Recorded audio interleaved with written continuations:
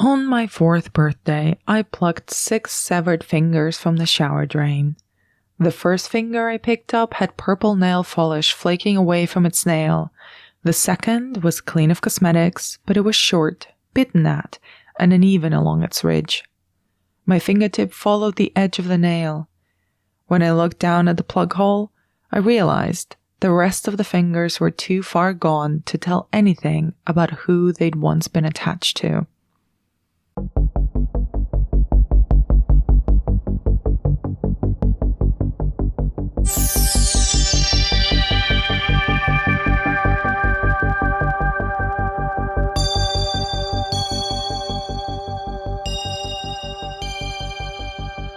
Welcome to the Final Girls podcast, where we watch horror films and read horror books.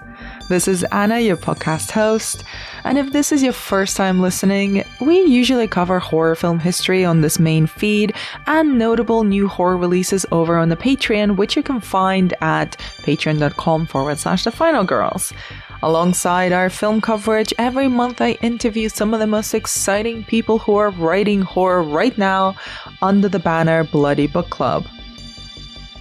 To kick off 2025, I spoke with Lucy Rose, the author of the buzziest horror debut novel about a cannibal mother and daughter. In The Lamb, Margot and Mama live by the forest, away from everyone else. When Margot isn't at school, they spend quiet days together in their cottage, waiting for strangers to knock on their door. Mama feeds them, bathes them, and then eats them. Lucy is an amazing new talent. She writes short stories, she makes films, and now she's writing novels as well. And for anyone who enjoys cannibal stories and cannibal metaphors as much as I do, you are going to love The Lamb. It is exquisitely written, and it helps that Lucy is an utter delight. The Lamb is out now in all good bookshops, but don't worry, this conversation is completely spoiler-free. But be warned, there are frank discussions about food and, obviously, cannibalism. With all that said, please enjoy my conversation with author Lucy Rose. Lucy, thank you so much for, I think we met at a Kaylee. I know, I was really hammered as well. I was so drunk. Yeah. I think that's just a wonderful coincidence. It was an amazing, and my first Kaylee as well. Oh, no way. I mean, I saw you from across the room. It was like absolutely magical. And I was like, oh my God. I was like, I had like maybe 4 wines at this point, and I was like, I'm going to go and introduce myself. Loved it. Then everything started falling into place. And now here you are with you about to publish your debut really buzzy first novel. I know. I can't believe it. So, Lucy, I have to ask you what I ask everyone who comes into the show in one way or another. What is your own personal relationship to horror? Oh, God. That's such a good question. And it's such a big question as well. I think for me, like, honestly, and you probably hear this a lot, but it is kind of like a really masochistic form of therapy, I think. It's so cathartic. Like, I just think it's so interesting because I didn't really come to horror until I was a bit older. It kind of took me a long time to figure out what horror is really about. And then I saw something I saw a film or whatever, and it just suddenly it clicked. And I understood. It just took that one film to basically make me go, oh, I get it. And like that just changed my relationship to the genre completely. What was the film? Do you remember? Oh God, it was probably something not even that good, but I think at the time I was really going through something. Mm-hmm. And it just what I think horror does differently to so many. Do you know what? I think it was The Innocents, which is I think it was made in 1961. That's a great film. It's so good, but do you know when something just clicks and you're just like, like Danny DeVito in Always Sunny when he's like, oh my God, I get it. Like, that was me. Like, I was like, I get it, finally. But yeah, I just absolutely fell in love, and just I think what that film does so well is like it makes me feel so anxious. Mhm. So I think when I was dealing with my own anxiety, like it just gave me this conduit to basically put it all into. And then basically from that moment onwards, I basically don't watch anything else anymore, which is probably quite unhealthy, but it I is love like it. you speak to, do you know, right? Like you Yeah. speak to people who like horror, and it is like an addiction. Like it Yes. just it's such an addictive genre. It's amazing. And when did you start writing horror yourself? Because you've made short films, you're also a screenwriter, and now with your first novel coming out, kind of all of these are firmly rooted in the genre space. When you started writing, were you always committed to writing horror from the very beginning, or did that also sort of emerge? That also definitely emerged. So I think my first kind of footsteps into kind of having a more creative relationship with horror in terms of making it was I produced a short film called Secretion, which is like an absolutely amazing short film. The director was incredible. The writer was incredible. Like it was just, it just a great movie, really unique. It went to Fright Fest, and it was just like an incredible experience. And I think after having gone to Fright Fest and like experienced those horror movies and our short film with that audience, I was like, okay, I need to do something that is horror related, because you just don't get that kind of audience reaction, in my opinion, from any other genre. Before kind of starting to write horror, I had written everything but horror. I'd written romantic comedy, romantic drama, lots of historical fiction, and a lot of in my film work, most of it is historical fiction. But then basically, like, I think my first proper, like, real foray into horror was probably She Lives Alone, which is my short film. And I've got a lot of unpublished short stories that are horror that kind of never went anywhere. And I think those were me like experimenting and cutting my teeth. But it basically wasn't until like, I want to say like 2017, I started really properly writing horror. It was quite an intimidating genre to start writing because there's so much of it and it's all so good. So you're just sort of like, where do I fit in? Like, what's my niche? Where's my voice going to belong? And it took me kind of, I think, a little bit of time to figure that out. And what do you think the horror genre gave you creatively that perhaps made more sense for you than the other ones that you can experimented and written in? Oh God, I just think it's such, this might sound a little bit backwards, but it's such a magical genre. Like you can really take things to the extreme. Whereas with other genres, you can't. Like you kind of have to keep people grounded in reality to kind of suspend people's disbelief. But with horror, I think you can kind of push the boundaries just that little bit more, and you can do things that are just like absolutely wild. It's why to be honest, it's why I love all genre, like sci-fi, fantasy, like, Lord of the Rings. Honestly, you catch me watching the extended edition like several times a year.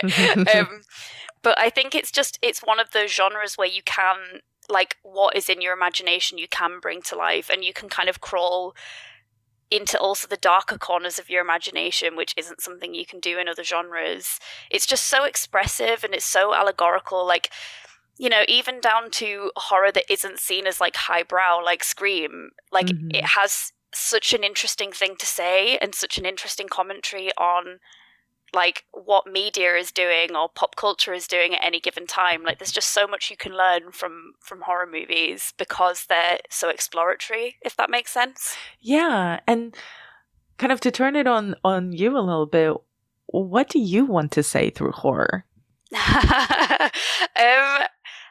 Honestly, I just kind of want to say, like, you got this. Like, you got this. Don't worry. Like, it's going to be fine. I think, especially with The Lamb, like, I think I wanted to write a book about being brave and, like, finding courage, even if the decisions are difficult. And I think, like, now we live in a time where, like, doing the right thing and saying the right thing is often really, really difficult.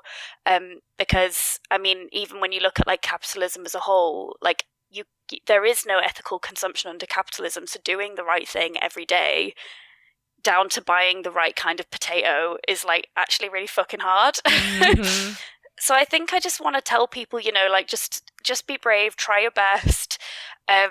And if there's something you want to fight for, like go fight for it and survive. And I think that's kind of what I want to put down on the page.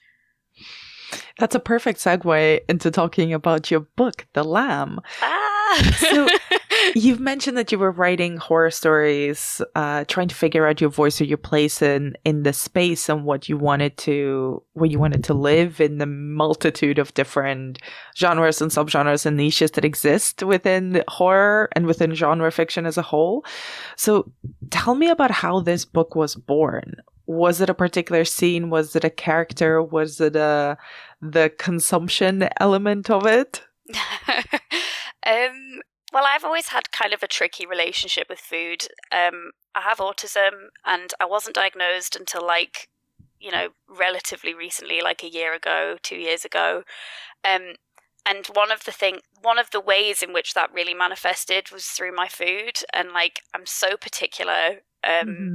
I have different systems and, you know, different dynamics, different relationships with different food groups. And, you know, I can't stand it when two bits of food touch. I'm just like, please just don't do this to me. And I pretty much exclusively eat mac and cheese because it's just sort of my safe food. But also, like, I think women in general and kind of people from minorities have difficult relationships to food. I think I talk about this a lot, but food is just one of those things that is like, I do genuinely believe is used to control us in so many different ways, even now, like in modern contemporary society where we're all supposed to be really civilized. Mm-hmm. Because if you can't use it to control people through whether they have it or not, you can use it to control them through, you know, like the beauty standard or, you know, something like that. So I think there's like lots of different, you know, things around food that are like particular anxiety points for people. But I started writing The Lamb as basically a series of flash fictions, and I kind of realized about 15,000 words in, I was like, hey, this is about the same family. And I just, you know, in these flash fictions, they weren't always cannibals, but that was kind of the through line of this mother and this daughter, is that they had a penchant for human flesh. They just really liked it, and I just think there was something really cathartic in just writing these women and these people who were just didn't have that kind of that feeling of being trapped or controlled by food, and that was kind of the thing that was just always there. And then I basically realized about 15,000 words in, I was like, I think there's more to this, and I think I've got a probe, and that's kind of how The Lamb was born. It's so fascinating because you're completely right. And one thing that, you know, I've been really fascinated by the figure of the cannibal in contemporary horror quite a bit. And food and cannibalism was almost always used as as a metaphor for something else, for longing, for desire, for connection. And I think that absolutely is there. What's fascinating about you were talking about is how horrific and quietly horrific our relationship with food can be, and how the food itself, which is completely immoral and has done nothing wrong, and in fact is there just as sustenance, we can imbue it with all of these terrible things that have been completely socialized into us. And I think horror has not quite yet, I've seen picked up on little things, films here or there, some stories or books such as yours. I think there's such a big avenue to explore both the private relationship that we can have with food and the public one, and how those two exist at the same time without ever really Honestly, intersecting. You are so right. Like, I just really quickly loved your chapter on cannibalism in your new book. Like, thank you. Absolutely loved it. I read your book so quickly. I think I read it in the space of like an evening or something. This is about your book, Lizzie. I loved it. I'm honestly like absolutely adored it, and I shoved it into about 8 different people's hands once I'd read it. But I think you make some really interesting points about cannibalism and our relationship to food, and I say this quite a lot, but when it's so interesting when I think about food and like how broken our relationship is to it. But like when you think about like death row, like the last dignity you are afforded as a human being in your life is you can pick your last meal. And I want somebody to write a book about that so badly. You do it. Don't give this away for free. I should do it. Cannibalism is apparently like the avenue that I'm working with. But yeah, it's so interesting. And like I made a short film called Taste, which is still kind of, it's coming towards the end now of its run on the festival circuit, but that was also about cannibalism. And I filmed that as I was writing The Lamb, and it was it was really interesting, like, because even on set, like, people's relationship to like the food that we were putting in front of them, like, it was, I mean, it wasn't actual meat. I think it was chocolate icing just wrapped in like minty fake blood, but like people's such a visceral reaction on set. Like people were like, I think somebody was sick at one point. So it's so interesting, our relationship to food, and there is so many horrible avenues that you can kind of explore. I think it's because it's so sensory. Like there's the texture, there's the taste, there's the smell. Like it's just, even the sound of it. Like there's just this, it's such a sensory kind of act to eat something. Like it really does evoke all of the senses. There is also some sort of danger sometimes. Like, if something's gone bad or something is poisoned and you don't know, or even if you notice it, like there's always, I know like expiration dates are partially made up, and this is a really silly anecdote, but like there was some chicken in my fridge the other day, and it was just one day after the expiration date, and I spent about 15 minutes Googling whether I could eat it and another 10 minutes just smelling it, being debated with myself. I'm like, should I? Can I do it? Should I? Am I gonna take the risk? Am I gonna die? Am I gonna give myself food poisoning? It's like, what if I cover it enough spices? Is that gonna do it? It's so, honestly, food is nuts. And like, if anybody has had food poisoning, like dancing with the devil is like playing with that exploration date. By the way, I threw it out. Yeah, okay, good to know. You might not have been here if you had eaten it. So. Honestly, I had, by the way, no joke, I had your book out on my coffee table because I think we had already arranged this, and I was like, I feel like it's a wording side. But it's She's come to warn you. But it's this thing about like, there's so much in your book about the cooking. About the cooking and the slicing and the prepping and the meat itself, and the proofs that went out. I have it in front of me right now. Is for listeners, it's all sort of like a big chunk of some kind of red meat. It's very playful, but also immediately, once you understand like what the story is about a kind of a cannibal family, you're like, okay, now this feels different in your hands and when you're reading it.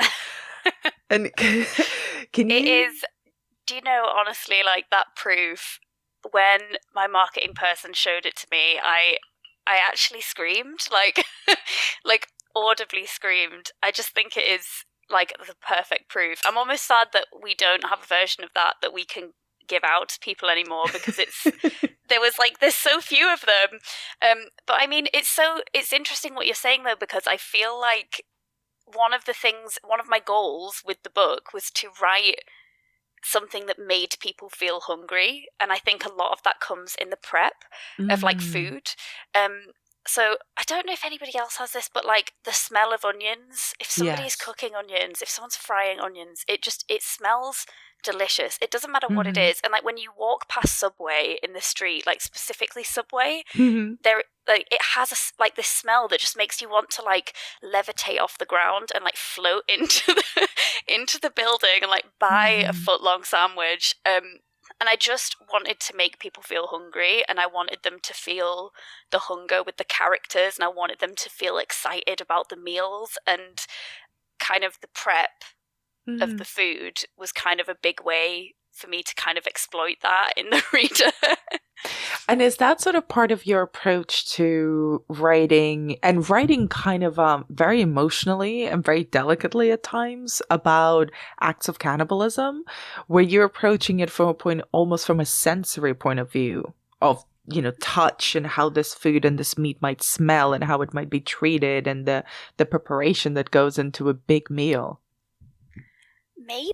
I don't know. I think a lot of it, honestly, like a lot of it comes down to the autism, just because like autism is like the thing that I struggle with the most is the sensory thing, like the textures, the tastes, the feelings, the smells. I just get so overwhelmed, and so I just wanted to take like those feelings of like complete overstimulation and like put it into like the crackle of the pastry and like the butteriness that's in like the frying pan, and the sort of, you know, the sticky bloodiness of the meat before it hits the heat of the pan. And I really wanted to take, like, it's just such a sensory experience, and it's so difficult to describe what it is, because obviously I've had autism my whole life, so like I don't know what it feels like to not have it, but it's just, I feel like it's just like everything. It's that your skin is hypersensitive to like everything. Like even now I can feel my makeup on my face and it's like bothering me so much,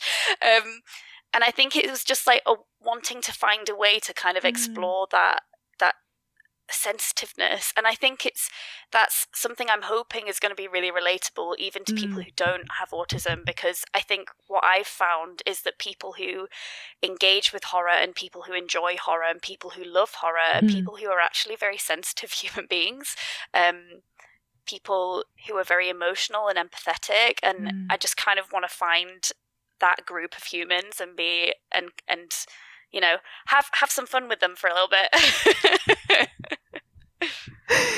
And it's interesting to hear you say that, because I also read your short story. I'll probably butcher this full word as I say it out loud.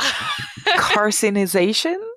Yeah, didn't know that was. I love the use of the term butcher, but you smashed that. That was smashed it. Yes, which is in the horror short story collection called Off the Flesh, which also came out earlier last year, 2024, October. I believe.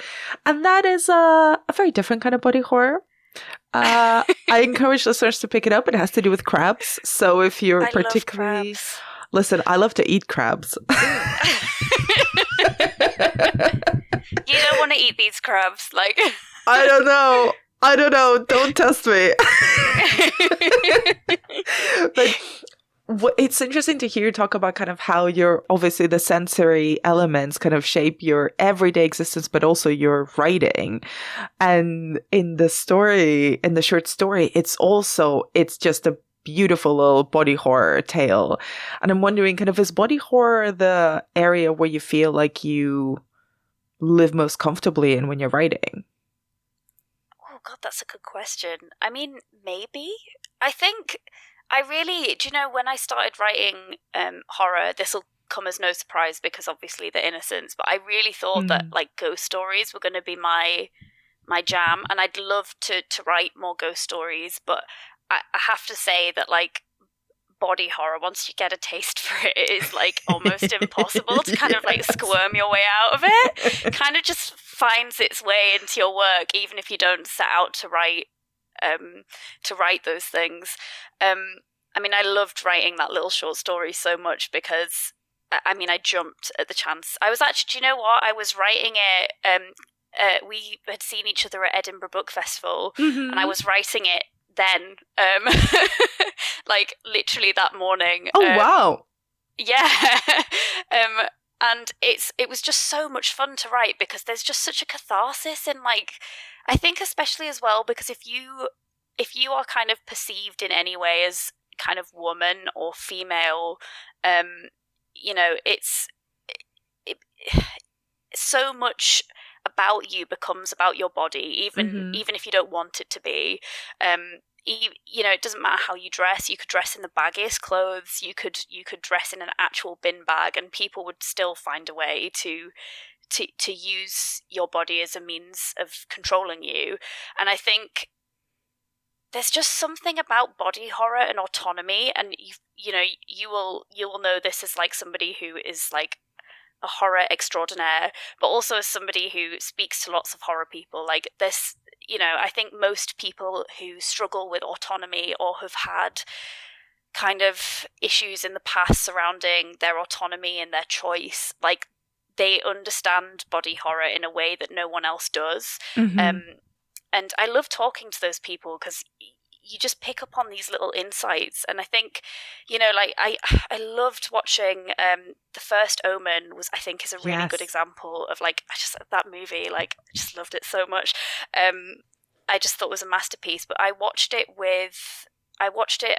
we got the Blu-ray and I watched it in a room of like varying different people. So in the room there was me, there was a woman who was like roughly in her 50s, there was a man who is roughly in his 60s, there was a couple of other people, and it was so fascinating, the different responses to the scene where that woman gives birth to the jackal. Yep. I found it fascinating because the man who was like about 60 was like literally going to be sick, whereas like all the women in the room, or like people who are like women presenting, were just kind of like, yeah, that's just kind of like your average Tuesday, like it's like no don't big worry deal about it. Yeah. No sweat. Yeah, so I find even the responses to horror from different groups like so fascinating, and I make it like a huge part of my process to watch horror with as many different people as I can, just to kind of feel like what is scaring different people, what is making different people feel uncomfortable. And I think, that's honestly probably one of the reasons why like Alien is so popular. I think it's really popular, but I think it's really popular among a lot of men actually, because I think it's one of those instances where autonomy is explored through the male body, like in terms of like the chest bursters coming out of men's bodies, and I find that really interesting that strikes a chord with them, and I'm like, I want to talk to you about that. I want to know why it's bothering you. Let's have a DMC about your deepest fears. But yeah. And talking a little bit about your characters, because the book is mostly, if not exclusively, written from Margot's point of view, isn't it? And Margot is our kind of a young protagonist, a young girl who lives with her mother outside of a town, kind of isolated, but still going to school. How did those two characters materialize for you? And how did you approach writing Margot's point of view, which is so informed and to one degree or another twisted by her mother's worldview? I loved writing Margot so much because she is at an age where you start to question everything. And I think that's kind of the perfect age to set a story, is when you start to kind of unravel the worldview that has been instilled in you and you start to develop your own points of view. I just think there's so much conflict in that, like inherently, because it's that age where everything you think you know to be true is not. And actually you're learning that a lot of these things that you think are facts are just opinions of people around you who are kind of like putting those opinions onto you, I guess. And so Margot was great to write because she's so curious. I love it when you have a protagonist who is so curious about the world, because it just opens them up for so much change and so much like evolution. And it made writing the story about this person who is really wrestling with her own relationship to morality and like learning about what's right and wrong in the world. It made it so easy, like, because because she was just growing up and she was just kind of experiencing the world in a way that a lot of us do, which is to just slowly start to question our worldview on things. And I think Margot is like, the reason I think she's so special to me is because of how brave she is. And I said that earlier, I just want people to feel brave, because I think it would have been so much easier for her to be complicit in what was happening and all of the bad things she was seeing, to just stay quiet. But she's so mouthy. Like, I wish I was that mouthy. I think we all need to be a little bit more mouthy these days about, you know, what we stand behind. And I love that she has something that she stands for. It just, you know, I think it's really hard to write a book, but what makes it easy is being able to kind of say something that you really want to say. If you don't kind of have that mission statement of, I want to say this, the book suddenly feels like sandpaper. Whereas like if you know exactly what you want to tell people and you're like, listen, I've got something to say, it makes it so much easier. And like Margot is the reason that I think the book, even though obviously it had its challenges, it was just such a joy to write. Like there wasn't a single day that I was writing that book where I was like, oh my God, I hate my life, because she made me want to carry on. Like most of the time I feel like it was the character who was like, get up and write me. Like yeah. And did it ever feel that way with the mother character, with Mama? Oh God. She is a horrible person. I know she's a horrible person, but I loved exploring her humanity, because I feel like we live in an age where everything is so black and white. It's right or it's left. It's, you know, it's disgusting or it's the right thing to do. Like there's no blend. There's no like complexity, and we don't allow people to have complexity anymore. And I think I loved kind of exploring her in a way that kind of gave her humanity and like challenged me. Like I didn't ever want to like her at one point. I knew she was an abhorrent piece of shit, but I think I like that she challenged me, and I like that she challenged my worldview. I don't agree with, I feel like this is the classic like women's wrongs, but I don't agree with how she handled things, but I do understand how she got to be how she was. Like I'm not going to go around just eating people, you know, but women's wrongs, yeah. I found it really interesting that like, because we're only seeing her through Margot's perspective, it is as the story evolves and we get a deeper understanding of their relationship and exactly how wrong it goes and how cruel the mother character can be, it's almost like that rosy vision, that idealized version of this mother figure gets chipped away at and broken down. So she was probably always the same in kind of from the moment we meet her at the start of the book till the end. But it's Margot's vision of her that shifts. Yeah. And we're almost like, I don't know, I felt like I was cheering Margot on, be like, no, you should do that thing. Yeah. You should absolutely do that thing. She's not only not a good mother, she's not a good person. She's awful. It's that weird thing though, isn't it, of when you kind of realize that your parent is a human being for the first time. And I know that sounds really strange, but when you're like, you see, it's like you almost like, there's one day you wake up and you notice the wrinkles and you're just like, Jesus fucking Christ, like when did that happen? Yeah.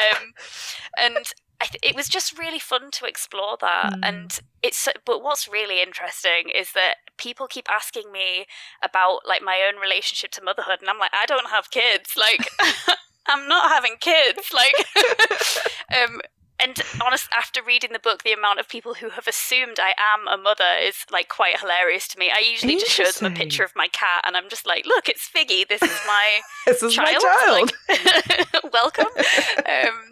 But that's been really interesting because I didn't expect that to happen at all. But I was having a conversation with somebody and they just started talking about kids and they were like, oh yeah, and you'll know because blah, blah, blah. And I was like, hold up, what? That's fascinating. I know.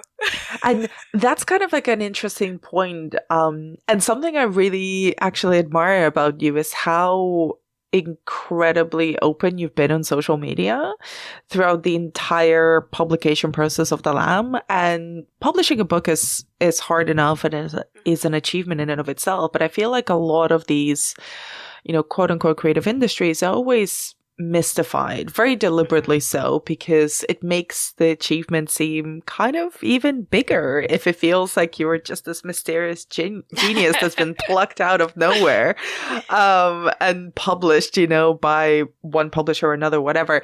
And I was wondering, do you find it important for yourself to talk about the entire lifespan of the book, talk about how you write, how you conceived of The Lamb, how you write your future stories, etc., and how you're going through the whole machinery of publishing?